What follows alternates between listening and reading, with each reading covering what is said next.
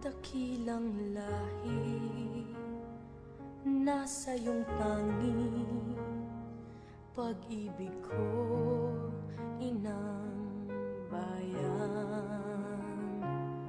Isinumpa ko, o Pilipino, gagaling ang sugat ng iyong nakaraan. Tuwing sumasapit ang araw ng ating kasaranian o ang araw ng kalayaan na ginugunita, tuwing ika-12 ng Hunyo kada taon, iba't ibang programa at palatuntunan ang inihahanda nating mga Pinoy, di lamang dito sa ibayong dagat, kundi maging sa Pilipinas bilang pagdiriwang ng natamong kalayaan. Ang ipinaglaban ba ni Rizal, ni Bonifacio, ni Del Pilar, ni Aguinaldo, at maging ng mga Pilipinong lumaban sa digmaan, di lamang sa mga Kastila, kundi maging sa mga Amerikano at Hapon na humaliling nanakop sa atin, ay tunay nga ba nating nakamit? Sadya nga ba ang taglay natin ang tunay na kalayaan upang ito ay ating ipagbunyi at Ang ipagdiwang? Pilipinas ay hindi pa rin tunay na malaya sa kahirapan. Kamakailan, lumabas na naman sa survey na maraming Pilipino ang nakararanas ng gutom. Ang ganitong balita ay karaniwan na lamang kaya hindi na gaanong binibigyang pansin. Kailan nga ba nawala ng hindi nagugutom at naghihirap sa bansa? Noon pa ay ito na ang problema at hindi naman nabibigyan ng lunas.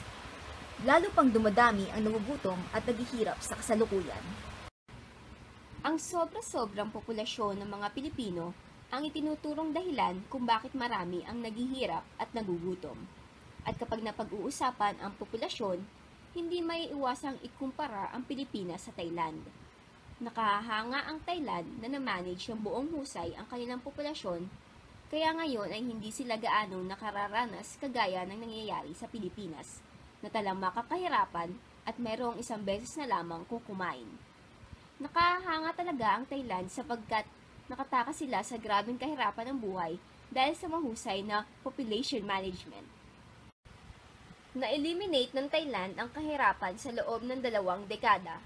Ang sikreto ng Thailand, kaya nagapi nila ang kahirapan ay dahil sa mahusay na pagpuplano nila ng pamilya. Ang kanilang gobyerno ay nagtagumpay na mampanatili ang tamang populasyon.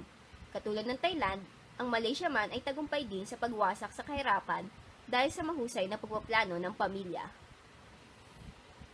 Bigo ang Pilipinas kung ang pag-uusapan ay ang pagpaplano ng pamilya. Dahil sa kabiguang ito, lumobo ng lumobo ang populasyon sa bansa at ang resulta ay ang grabeng kahirapan. Ayon sa report, ang poverty incidence sa Pilipinas ay nakasteady sa 30% sa nakaraang 27 taon.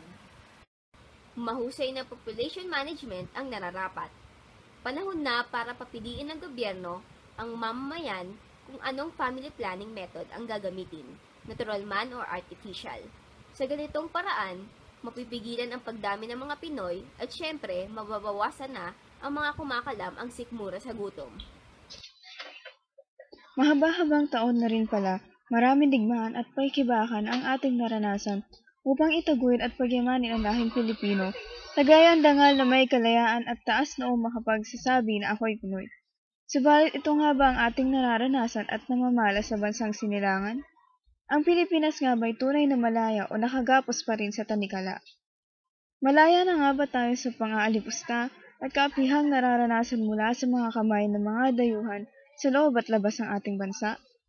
Maihahayag nga ba nating tunay na tayo ay malaya na kung ating dangal bilang lahing Pilipino ay patuloy na niyuyurakan?